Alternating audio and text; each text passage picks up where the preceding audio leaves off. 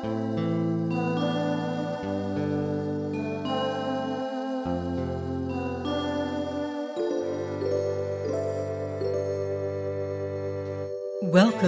to Tales of Wonder. I'm Mardell, and I have a wonderful story to share with you this week. So let's dive right in. The Water of Life, from Andrew Lang's Pink Fairy Book.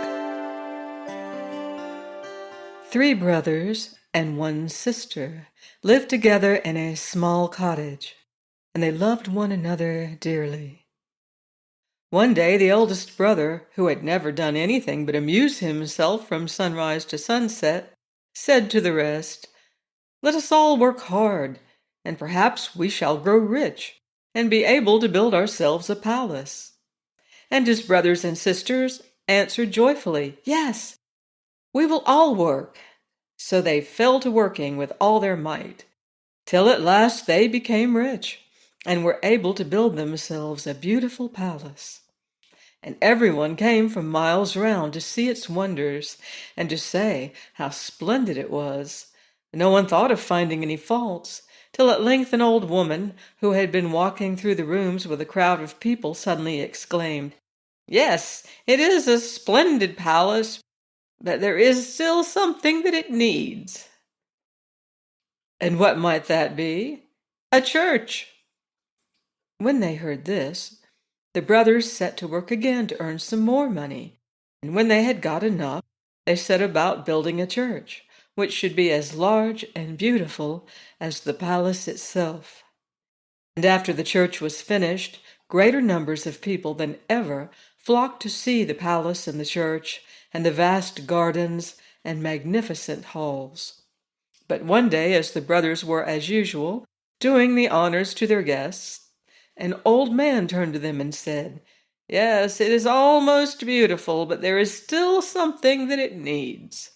And what might that be? A pitcher of the water of life, a branch of the tree, the smell of whose flowers give eternal beauty, and the talking bird. And where am I to find all those? Go to the mountain that is far off yonder, and you will find what you seek." After the old man had bowed politely and taken farewell of them, the eldest brother said to the rest, "I will go in search of the water of life and the talking bird and the tree of beauty." "But suppose some evil thing befalls you," asked his sister, "how shall we know?" "You are right," he replied. "I had not thought of that." Then they followed the old man and said to him, "My eldest brother wishes to seek for the water of life, and the tree of beauty, and the talking bird, that you tell him are needful to make our palace perfect. But how shall we know if any evil thing befall him?" So the old man took them a knife and gave it to them, saying, "Keep this carefully, and as long as the blade is bright, all is well. But if the blade is bloody, then know that evil has befallen him." The brothers thanked him and departed, and went straight to the palace, where they found the young man making ready to set out for the mountain where the treasures he longed for lay hid. And he walked, and he walked, and he walked, till he had gone a great way, and there he met a giant. "Can you tell me how much further I have still to go before I reach that mountain yonder?" "And why do you wish to go there?" "I am seeking the water of life, the talking bird, and the branch of the tree of beauty." "Many have passed by seeking those treasures, but none have ever come back. And you will never come back either, unless you mark my words. Follow this path, and when you reach the mountain, you will find it covered with stones. Do not stop to look at them, but keep on your way. As you go, you will hear scoffs and laughs behind you. It will be the stones that mock. Do not heed them. Above all, do not turn round. If you do, you will become as one of them. Walk straight on till you get to the top, and then take all you wish for." The young man thanked him for his counsel, and walked, and walked, and walked, till he reached the mountain. And as he climbed, he heard behind him scoffs and jeers, but he kept his ears steadily close to them. At last the noise grew so loud that he lost patience, and he stooped to pick up a stone to hurl into the midst of the clamor, when suddenly his arm seemed to stiffen, and the next moment he was a stone himself. That day his sister, who thought her brother's steps were long in returning, took out the knife and found the blade was red as blood. Then she cried out to her brothers that something terrible had come to pass. "I will go and find him," said the second. And he went. And he walked, and he walked, and he walked, till he met the giant, and asked him if he had seen a young man traveling towards the mountain. And the giant answered, "Yes, I have seen him pass, but I have not seen him come back. The spell must have worked upon him." "Then what can I do to disenchant him and find the water of life, the talking bird, and a branch of the tree of beauty?" "Follow this path, and when you reach the mountain you will find it covered with stones.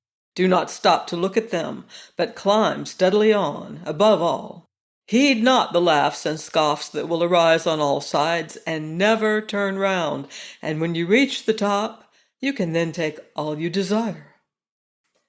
The young man thanked him for his counsel, and set out for the mountain.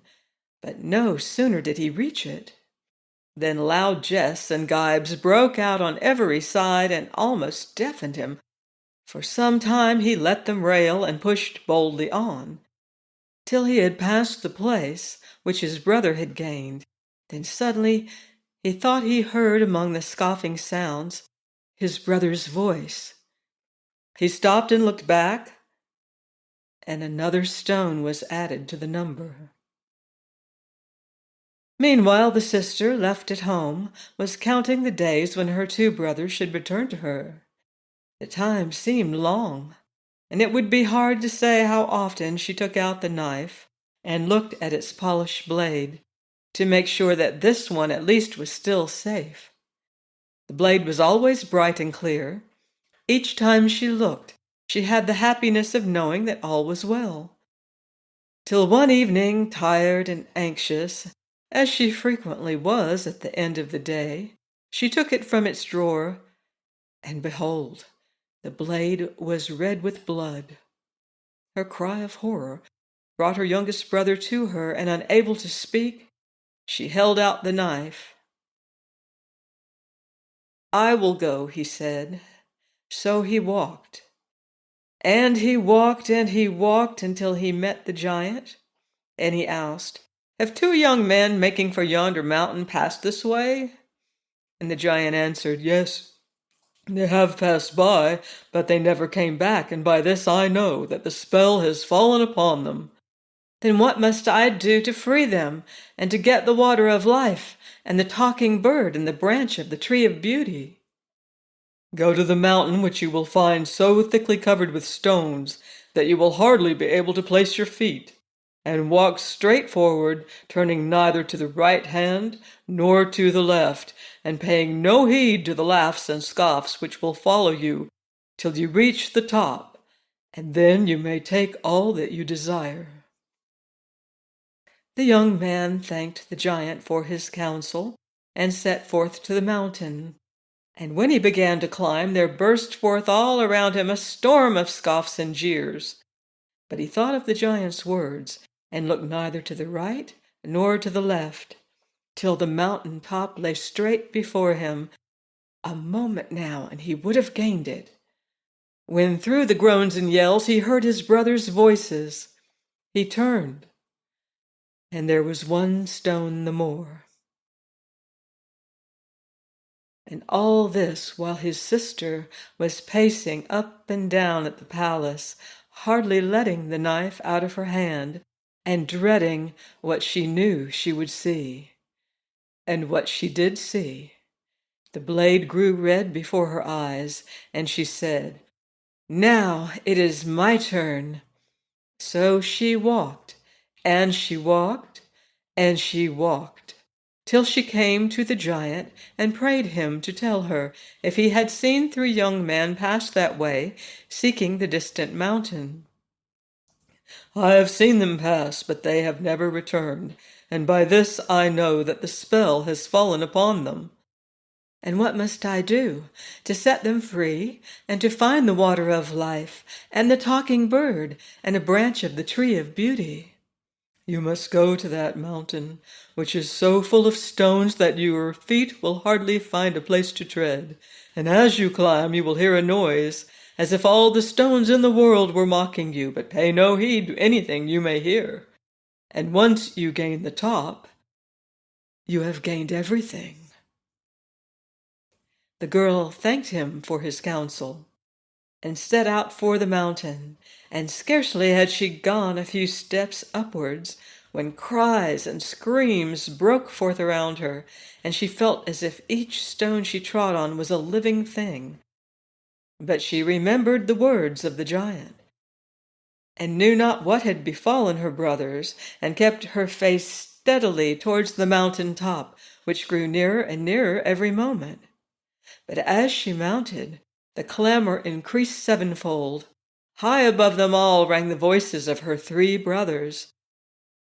But the girl took no heed, and at last her feet stood upon the top. Then she looked round and saw, lying in a hollow, the pool of the water of life. And she took the bronze pitcher that she had brought with her, and filled it to the brim. By the side of the pool stood the tree of beauty, with the talking bird on one of its boughs, and she caught the bird and placed it in a cage, and broke off one of the branches. After that she turned and went joyfully down the hill again, carrying her treasures. But her long climb had tired her out, and the bronze pitcher was very heavy, and as she walked, a few drops of the water spilt upon the stones.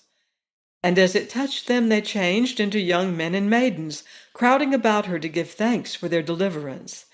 So she learnt by this how the evil spell might be broken, and she carefully sprinkled every stone till there was not one left, only a great company of youths and girls who followed her down the mountain. When they arrived at the palace, she did not lose a moment in planting the branch of the tree of beauty and watering it with the water of life. And the branch shot up into a tree, and was heavy with flowers, and the talking bird nestled in its branches. Now the fame of these wonders was noised abroad, and the people flocked in great numbers to see the three marvels, and the maiden who had won them.